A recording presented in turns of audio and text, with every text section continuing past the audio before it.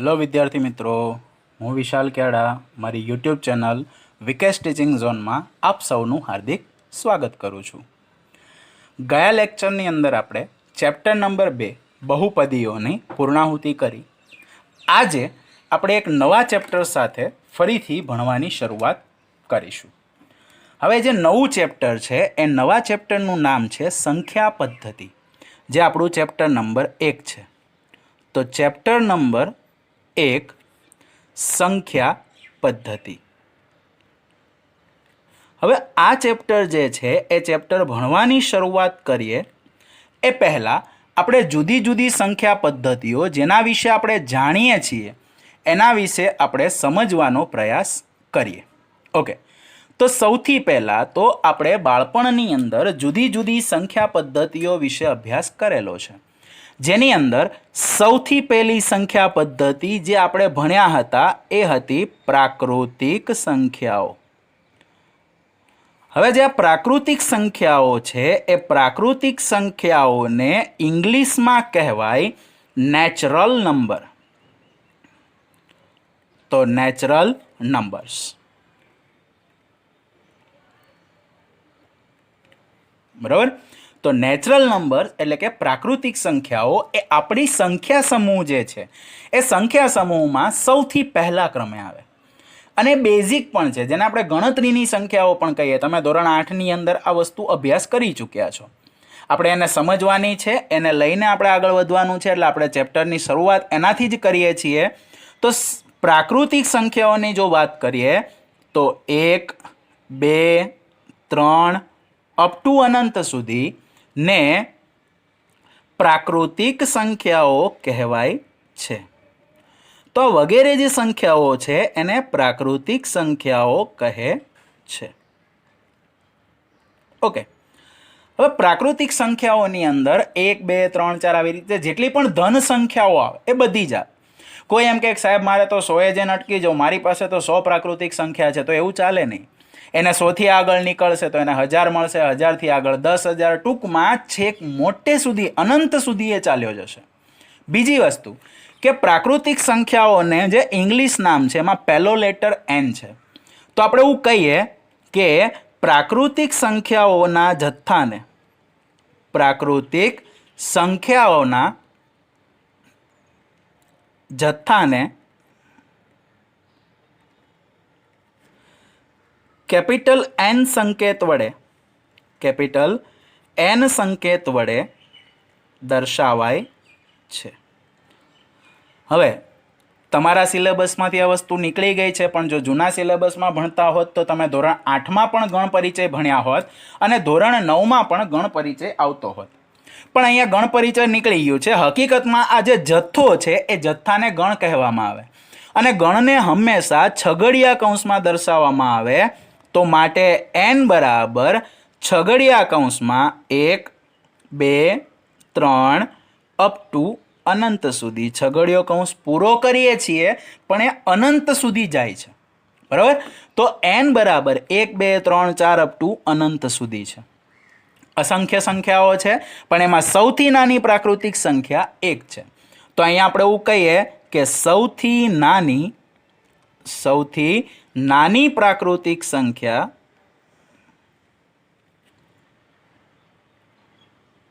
1 છે. અને હમણાં જ આપણે વાત કરી કે તે અસંખ્ય છે, તો અહીંયા આપણે લખીએ કે તે અસંખ્ય છે. ઓકે, ચાલો એના પછી આપણે બીજા પ્રકારની સંખ્યા પદ્ધતિનો અભ્યાસ કરીએ, જે આનાથી એક સ્ટેપ આગળ વધ્યું. એટલે કે આપણે 1 ઉપર ઊભા રહી ગયા હતા, પણ 1ની જમણી બાજુ જ આપણે ચાલતા ગયા તો આપણને 100 મળ્યા, 1000 મળ્યા, 10,000 મળ્યા. પણ જો 1ની ડાબી બાજુએ એક સ્ટેપ ચાલીને 0ને આપણે લઈ લઈએ, તો 1ની ડાબી બાજુ ચાલીને 0ને આપણે લઈ લઈએ તો આપણી પાસે જે જથ્થો બનશે એને કહેવાય છે પૂર્ણ સંખ્યાઓ. હવે જે પૂર્ણ સંખ્યાઓ છે એને ઇંગ્લિશમાં કહેવાય whole numbers. WHOLE whole numbers. બરાબર. ચાલો, તો આપણે શું કર્યું? એક સ્ટેપ ડાબી બાજુ જઈને 0ને પોતાની સાથે લઈ લીધો, તો એનો મતલબ કે આપણી શરૂઆત 0 થી થશે. તો 0, 1, 2, 3 અપ ટુ અનંત સુધી ને પૂર્ણ સંખ્યાઓ કહે છે. ને પૂર્ણ સંખ્યાઓ કહે છે. ઓકે. હવે જેમ પ્રાકૃતિક સંખ્યામાં પહેલો લેટર n હતો એટલે આપણે એને n વડે દર્શાવ્યું હતું, એવી જ રીતે પૂર્ણ સંખ્યાની અંદર એનો પહેલો અક્ષર w છે. તો અહીંયા આપણે એવું કહીએ કે પૂર્ણ સંખ્યાના જથ્થાને w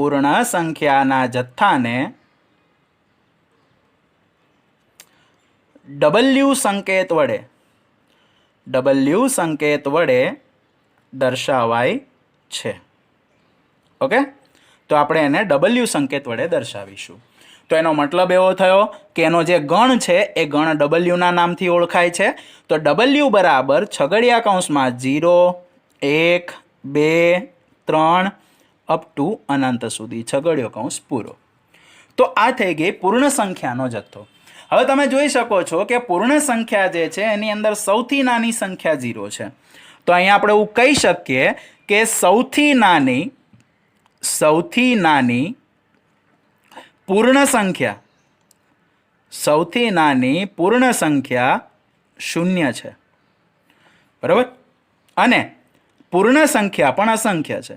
તો તે અસંખ્ય છે. ઓકે, ચાલો એનાથી એક સ્ટેપ આગળ વધીને હજી આપણે વિચારીએ કે ડાબી બાજુ આપણે ચાલવાનું શરૂ કર્યું છે, તો જેટલી સંખ્યા આવે એ બધાને આપણે લેતા જઈએ. તો ડાબી બાજુ જો હજી તમે આગળ વધશો તો તમને ત્યાં આગળ ઋણ સંખ્યાઓ જોવા મળશે. હવે ઋણ સંખ્યાઓને તમે ભરતા જાઓ તો એ બાજુ પણ અનંત સુધી તમે પહોંચી જશો. તો અહીંયા આપણે ત્રીજી સંખ્યા ભણીએ જેને કહેવાય છે પૂર્ણાંક સંખ્યાઓ. ઓકે, હવે જે પૂર્ણાંક સંખ્યાઓ છે એ પૂર્ણાંક સંખ્યાઓને ઇંગ્લિશમાં કહેવાય છે ઇન્ટીજર. પણ એ ઇન્ટીજર છે એનું બાહ્ય નામ છે. આપણે જ્યારે એનો સંજ્ઞાત્મક સ્વરૂપ દર્શાવીશું ત્યારે એની અંદર આપણે જર્મન ભાષાનો એક શબ્દ છે ઝેહલેન. જર્મન ભાષાનો એક શબ્દ છે ઝેહલેન, જેનો અર્થ થાય છે સંખ્યા અથવા તો ગણવું. આનો ઉપયોગ કરીને આપણે એનું નામકરણ કરીશું. એટલે ઇન્ટીજર એટલે કે પૂર્ણાંક સંખ્યાઓ જે છે એ પૂર્ણાંક સંખ્યાઓની વાત કરી તો હમણાં જ આપણે વાત કરી કે ભાઈ એની અંદર તમે બધી જ પ્રાકૃતિક સંખ્યા લઈ લો. પ્રાકૃતિક સંખ્યામાં 1, 2, 3, 4, 5, 6 અનંત સુધી જાય છે. એની વિરોધી સંખ્યા લઈ લો એટલે કે માઇનસમાં અનંત સુધી જશે અને 0 ને લઈ લો. તો અહીંયા આપણે એની વ્યાખ્યા લખીએ કે બધી જ પ્રાકૃતિક સંખ્યાઓ તેમની વિરોધી સંખ્યાઓ તથા શૂન્યના જથ્થાને પૂર્ણાંક સંખ્યાઓ કહે છે. પૂર્ણાંક સંખ્યાઓ કહે છે. ઓકે, હવે હમણાં જ મેં તમને કીધું કે એનો સિમ્બોલ દર્શાવતી વખતે એનું ઓરિજિનલ નામ છે એ નહીં, પણ જર્મન ભાષાનો જે શબ્દ છે ઝેહલેન એના પહેલા લેટર ઉપરથી આપણે એને ઝેડ વડે દર્શાવીશું. તો અહીંયા આપણે એવું કહીએ કે પૂર્ણાંક સંખ્યાના જથ્થાને ઝેડ સંકેત વડે દર્શાવાય છે. તો એને આપણે ઝેડ સંકેત વડે દર્શાવીશું.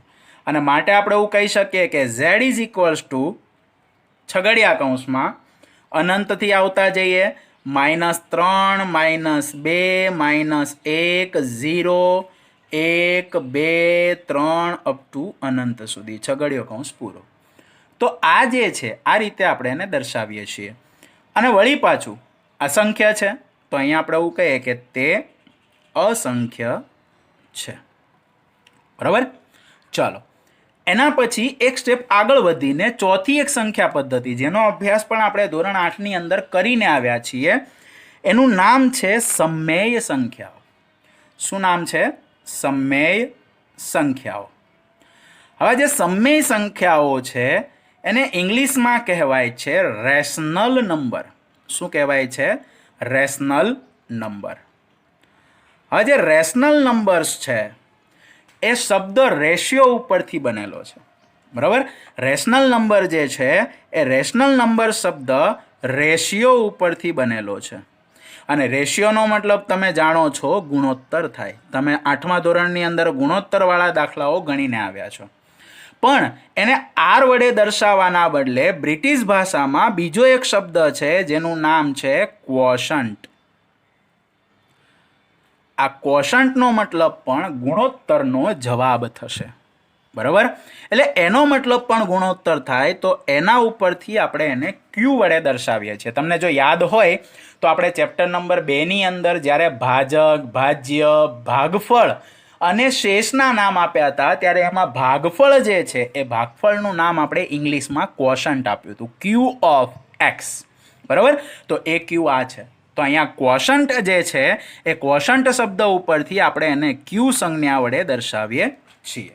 ઓકે, તો સમય સંખ્યાઓની વ્યાખ્યા તમે ધોરણ 8ની અંદર લખી છે કે જે સંખ્યાઓને પી છેદમાં ક્યુ સ્વરૂપમાં દર્શાવી શકાય. તો પી છેદમાં ક્યુ સ્વરૂપમાં દર્શાવી શકાય તેવી સંખ્યાઓને સમમેય સંખ્યાઓ કહે છે. સમમેય સંખ્યાઓ કહે છે. ઓકે, ઇન શોર્ટ કે પી છેદમાં ક્યુ જેને અંશ અને છેદ સ્વરૂપે દર્શાવી શકાય એ બધી જ સમમેય સંખ્યાઓ છે. અને જો એને પી છેદમાં ક્યુ સ્વરૂપે દર્શાવી શકાતું હોય તો માટે આપણે કહી શકીએ કે આર બરાબર પી છેદમાં ક્યુ. આ આપણી સમમેય સંખ્યા છે. હવે એ સમમેય સંખ્યા માટે આપણે એક શરત જોવાની છે કે જ્યાં પી અને ક્યુ એ પૂર્ણાંક સંખ્યાઓ છે. પી અને ક્યુ એ પૂર્ણાંક સંખ્યાઓ છે તથા ક્યુ પૂર્ણાંક સંખ્યા ખરી પણ એ શૂન્યેતર પૂર્ણાંક છે. શૂન્યેતરનો મતલબ જો એની સંધિ છૂટી પાડો તો શૂન્ય વત્તા ઇત્તર. ઇત્તરનો મતલબ થાય બીજું અને શૂન્યનો મતલબ થાય શૂન્ય. તો શૂન્ય સિવાયનું એટલે કે ક્યુનું મૂલ્ય ક્યારેય પણ શૂન્ય હશે નહીં. હા, પીનું મૂલ્ય શૂન્ય થઈ શકે પણ ક્યુનું મૂલ્ય ક્યારેય પણ શૂન્ય થશે નહીં. સમમેય સંખ્યાઓના જથ્થાને એટલે કે સમમેય સંખ્યાના જથ્થાને ક્યુ વડે એટલે કે ક્યુ સંકેત વડે દર્શાવાય છે. બરાબર? એના પછીનું એક વાક્ય લખાવું છું. વાક્ય યાદ રાખવાનું છે, ધોરણ 10ની અંદર તમને કામમાં આવવાનું છે. એ વખતે જ્યારે હું પૂછું ત્યારે તમે આન્સર આપી શકો એટલા માટે એ વાક્ય અત્યારે તમને સમજાવું છું કે કોઈ પણ સમમેય સંખ્યા હોય એ સમમેય સંખ્યા પી છેદમાં ક્યુ માં એનો અંશ પી અને છેદ ક્યુ. તો પી અને ક્યુનો સામાન્ય અવયવ. હવે એનો સામાન્ય અવયવ એટલે ઇન શોર્ટ હું તમને એવું કહી દઉં ડાયરેક્ટલી કે એ ગુસા છે. તો એનો સામાન્ય અવયવ હંમેશા 1 થાય. કારણ કે સમમેય સંખ્યાઓ જે છે એનો અંશ અને છેદ જુદો જુદો હશે. જુદો જુદો એટલે કે બંને અવિભાજ્ય હશે. અને કોઈ પણ અવિભાજ્ય સંખ્યાઓ લઈ લો, એ અવિભાજ્ય સંખ્યાઓનો ગુરુત્તમ સામાન્ય એટલે કે ગુસા હંમેશા 1 થશે. હવે એના પછી એઝ યુઝ્યુઅલ આપણે જે યાદ રાખીએ છીએ એ રીતે તમને કહું તો ટુ બી રિમેમ્બર. હવે ટુ બી રિમેમ્બર કરીને એક વસ્તુ તમને લખાવું છું, એ યાદ રાખવાની છે કે n is subset of w. w is subset of z. z is subset of q. અહીંયા મેં તમને જે સિમ્બોલ વાપરેલો છે એ સિમ્બોલ આ ટાઈપનો છે, એને કહેવાય છે સબસેટ. સબસેટને ગુજરાતીમાં કહેવાય ઉપગણ અને ઉપગણનો અર્થ થાય છે માં સમાયેલ. બરાબર. તો હું તમને એમ કહું કે n સબસેટ ઓફ w, તો n w માં સમાયેલ છે. w સબસેટ z એટલે z w માં, w z માં સમાયેલ છે. અને z સબસેટ ઓફ q એટલે કે z q માં સમાયેલ છે. આ વસ્તુને યાદ રાખજો. અમુક પ્રકારના પ્રશ્નો આપણે સમજવા માટે આ વસ્તુની આવશ્યકતા રહેશે. બરાબર. ચાલો એના પછી વાત કરીએ કે આની અંદર આપણને ઉદાહરણ જે છે, ઉદાહરણની અંદર આપણને પ્રશ્નો પૂછ્યા છે. આપણને એવું કીધું છે કે વિધાનો સાચા છે કે ખોટા તે કારણ સહિત જણાવવાનું છે. તો અહીંયા આપણે એવું કહીએ કે ઉદાહરણ નંબર 1. હવે ઉદાહરણ નંબર 1 ની અંદર આપણને રકમ આપેલી છે કે નીચેના પ્રશ્નો, નીચેના વિધાનો સત્ય છે કે અસત્ય, સત્ય છે કે અસત્ય, કારણ સહિત જણાવો, કારણ સહિત જણાવો. બરાબર. તમારે સાચું છે કે ખોટું એ તો જણાવવાનું જ છે, પણ એની સાથે સાથે એનું કારણ પણ આપવાનું છે કે કારણ શું છે.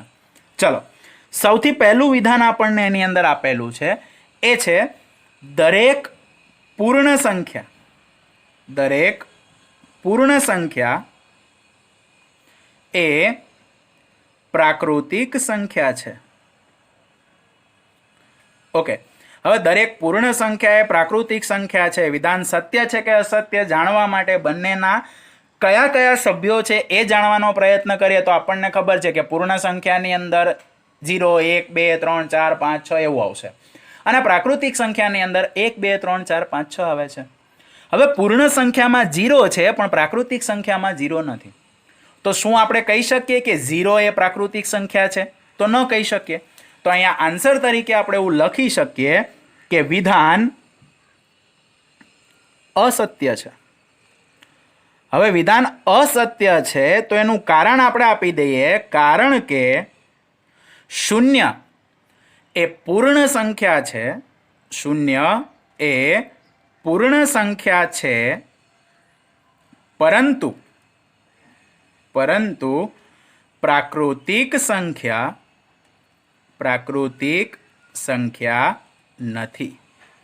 અને એટલા માટે આપણે એવું કહી શકીએ કે આપણું આપેલું જે વિધાન છે એ વિધાન અસત્ય છે. ચલો, બીજું વિધાન આપણને આપેલું છે કે દરેક પૂર્ણાંક એ સમમેય સંખ્યા છે.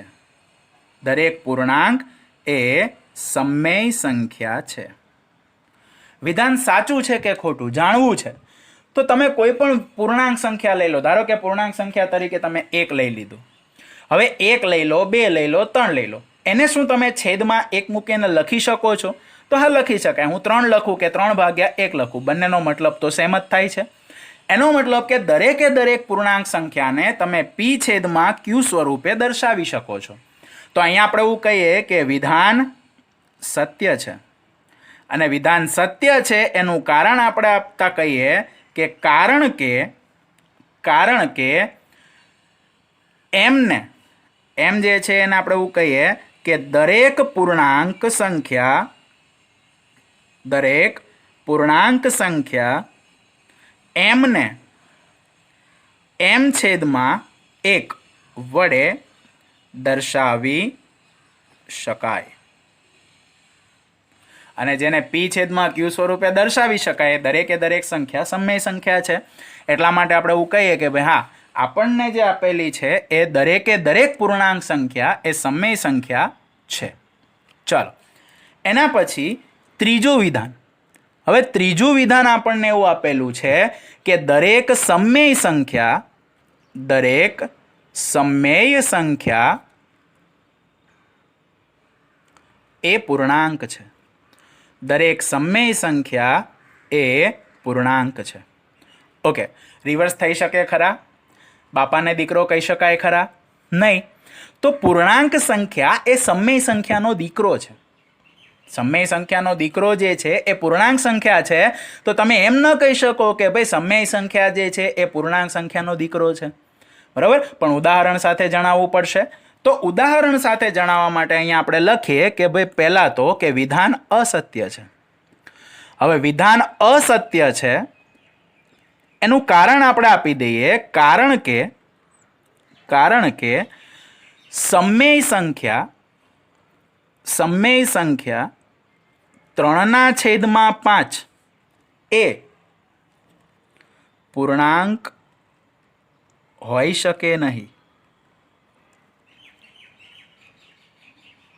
અથવા તો અહીંયા તમે એવું કહી શકો કે કારણ કે 3/5 એ સમમેય સંખ્યા છે પરંતુ એ પૂર્ણાંક સંખ્યા નથી. આવી રીતે પણ તમે દાખલો ગણી શકો છો. બરોબર. ચાલો એના પછી ઉદાહરણ નંબર 2.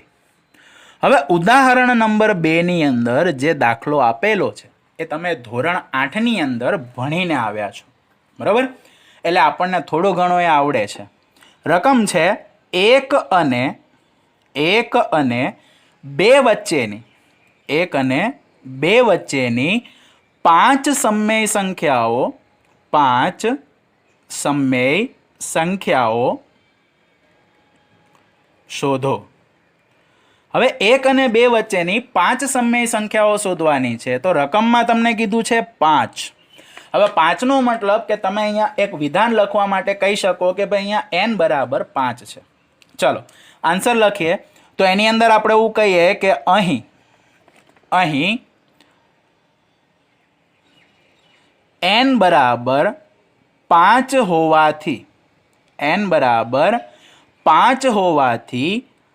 આપેલ સંખ્યાઓને ઓકે n આપેલો છે તો એની અંદર 1નો ઉમેરો કરો તો n+1 તો n બરાબર 5 છે તો 5 + 1 બરાબર 6. તો એને 6 વડે ગુણીને ભાગતા. ચલો હવે 1 લખ્યું છે એનો મતલબ કે 1 એટલે 1/1 થશે. તો એને 6 વડે ગુણીને 6 વડે ભાગી દઈએ તો બરાબર 6 એકા 6 ભાગ્યા 6 એકા 6. તથા બીજી સંખ્યા આપેલી છે 2 તો 2 ને આપણે 2/1 લખી શકીએ. તો એને 6 વડે ગુણીને 6 વડે ભાગી દઈએ તો 6 દુ 12 ભાગ્યા 6. આ 2 સંખ્યાઓ આપણને મળે છે. ઓકે અહીંયા ખાસ ધ્યાન રાખો બેટા કે 5 સમમેય સંખ્યા શોધવાની છે એટલે n બરાબર 5 લીધી અને એમાં 1 ઉમેર્યો એટલે 6 લીધો. તો 6 વડે ગુણીને 6 વડે ભાગવાનું છે એટલે આપણને આ મળ્યું. ઓકે હવે આ જે મળે છે એના ઉપરથી આપણે એવું કહીએ કે આથી 1 અને 2 વચ્ચેની સમમેય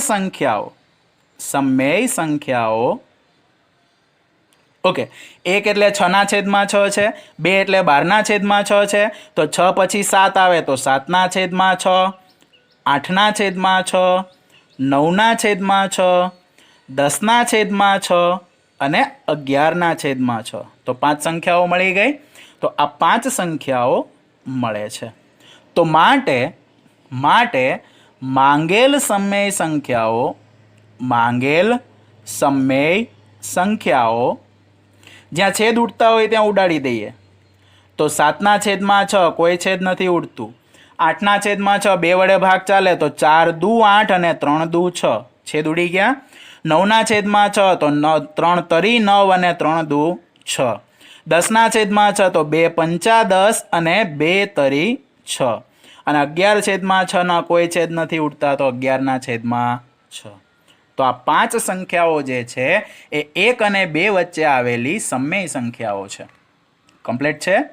ઓકે આવી જ રીતે આપણને સ્વાધ્યાયમાં દાખલા આપેલા છે એ આપણે ગણીએ. તો એની અંદર આપણે વાત કરીએ સ્વાધ્યાય 1.1ની. તો સ્વાધ્યાય 1.1 એનો દાખલા નંબર 1 શું કીધું છે એમાં? તો આપણને એવું કીધું છે કે શું શૂન્ય એ એક સમમેય સંખ્યા છે? એક સમમેય સંખ્યા છે. આવો પ્રશ્ન છે. પછી કીધું છે શું તમે તેને p પૂર્ણાંક તથા ક્યુ શૂન્યેતર પૂર્ણાંક હોય તેવા પી અને ક્યુ માટે પી છેદમાં ક્યુ સ્વરૂપમાં લખી શકશો. ઓકે, હવે સૌથી પહેલાં તો તમને એવું કીધું છે કે શું શૂન્ય એ એક સમય સંખ્યા છે? તો હા, શૂન્ય એ સમય સંખ્યા છે. કેમ? તો શૂન્ય એ પૂર્ણ સંખ્યામાં આવે, પૂર્ણ સંખ્યા એ પૂર્ણાંક સંખ્યામાં આવે, અને દરેકે દરેક પૂર્ણાંક સંખ્યા એ સમય સંખ્યા કહી શકાય. તો અહીંયા આપણે આનો આન્સર લખીએ કે હા, શૂન્ય એ એક સમય સંખ્યા છે. શૂન્ય એ એક સમય સંખ્યા છે. હવે એનું કારણ આપવાનું છે. તો કારણ કે શૂન્ય એ પૂર્ણ સંખ્યા છે.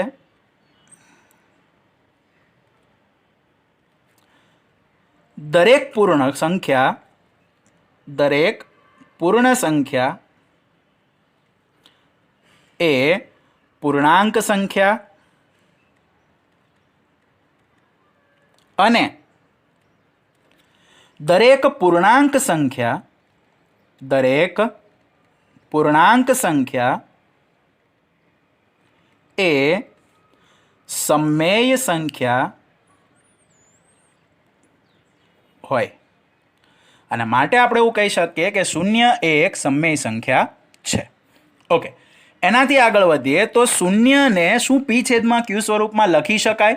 તો હા, એ પણ આપણે એવું કહી શકીએ કે શૂન્યને પી છેદમાં ક્યુ સ્વરૂપમાં લખી શકાય. અને એના આપણને એક ઉદાહરણ આપવાનું કીધું છે કે ભાઈ ઉદાહરણ સાથે આપણે એને લખી શકીએ કે ઉદાહરણ તરીકે 0/5, 0/11, 0/-3, અનંત સુધી જઈએ તો આપણે લખી શકીએ કે 0/q, જ્યાં q એ શૂન્યેતર સંખ્યા છે.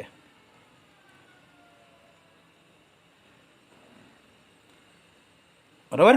હવે આ શૂન્યેતર સંખ્યાની જગ્યાએ આપણે શૂન્યેતર પૂર્ણાંક પણ લખી શકીએ છીએ. જે આપણને રકમમાં આપેલું છે કે શૂન્યેતર પૂર્ણાંક છે કે નહીં તે જણાવો. ઓકે, ચાલો એના પછી એક સ્ટેપ આગળ વધીએ. થોડું અંધારું થાય છે એટલે આપણે એક દાખલો ગણીને લેક્ચર પૂરો કરશું.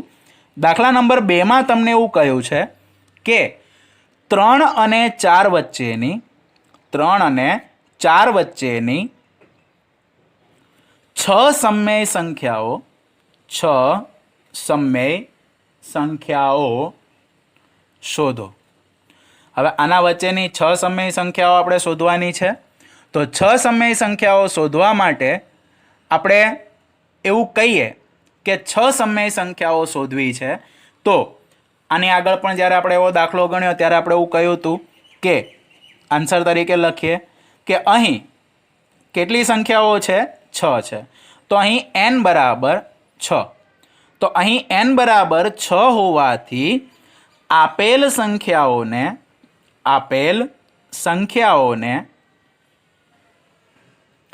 n+1 બરાબર 6+1 એટલે કે 7 વડે ગુણીને ભાગતા. હવે જો એને 7 વડે ગુણીને ભાગવામાં આવે તો 3/1, એને 7 વડે ગુણીને 7 વડે ભાગી દઈએ તો 7 તરી 21 ભાગ્યા 7 એકા 7, તથા 4 જે છે એ 4ને 4/1 લખી શકાય. તો 4 ગુણ્યા 7 છેદમાં 1 ગુણ્યા 7, તો 7 ચોક 28 7 એકા 7 મળે. આથી 3 અને 4 વચ્ચેની સમમેય સંખ્યાઓ 21 પછી આવશે 22/7, 23/7, 24/7, 25/7, 26/7 અને 27/7 મળે. ઓકે, હવે અહીંયા જો છેદ ઉડતો હોય તો જ આગળનું સ્ટેપ લખવાનું, નહીતર આપણો જવાબ અહીંયા આવી ગયો કે માંગેલ સંખ્યાઓ જે છે એ આટલી છે. બરાબર, તો અહીંયા માંગેલ સંખ્યાઓ જે છે એ આપણને આ મળી ગઈ છે. ચાલો, આટલે આપણે રાખીએ. બાકીનું જે છે આપણે આવતા લેક્ચરની અંદર અભ્યાસ કરીશું. પણ જેટલો બને એટલો વધારે પ્રેક્ટિસ કરીને તમે આ દાખલાઓને ગણજો, જેથી કરીને આપણને તકલીફ ન પડે. બરાબર, તો આશા રાખું છું કે તમને આટલાની અંદર ખબર પડી ગઈ છે. અને આ દાખલાઓ જે છે તમે સતત ને સતત પ્રેક્ટિસ કરીને ખૂબ જ દ્રઢતાથી નિશ્ચિત કરશો, જેથી કરીને આગળ જતાં તમને એમાં તકલીફ ન પડે. ધન્યવાદ. જય હિન્દ, જય ભારત.